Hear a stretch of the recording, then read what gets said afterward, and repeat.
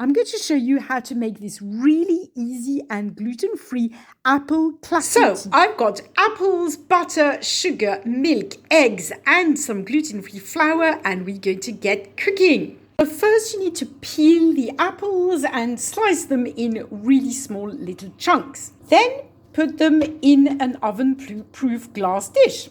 Then melt 60 grams of butter in the microwave. Add 120 grams of brown sugar, a teaspoon of vanilla sugar or vanilla essence, and a teaspoon of baking powder. Make sure it's gluten-free. Next, add 40 grams of rice flour and 40 grams of buckwheat flour.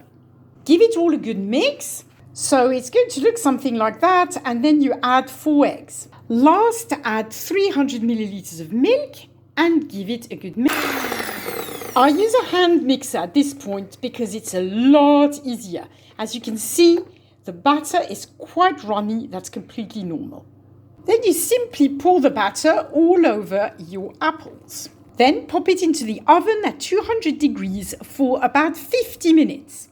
And this is what it looks like when it comes out of the oven. There you go. You can eat it hot or cold. You can serve it with custard, with cream.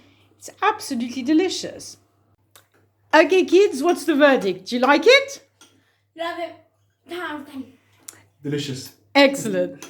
So I hope you enjoyed this video and I hope you found it easy to make.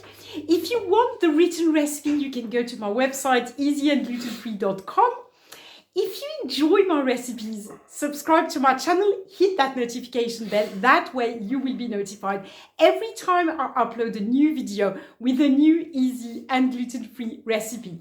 If you have any questions, post them in the comments below. Thank you so much for watching. Bye for now.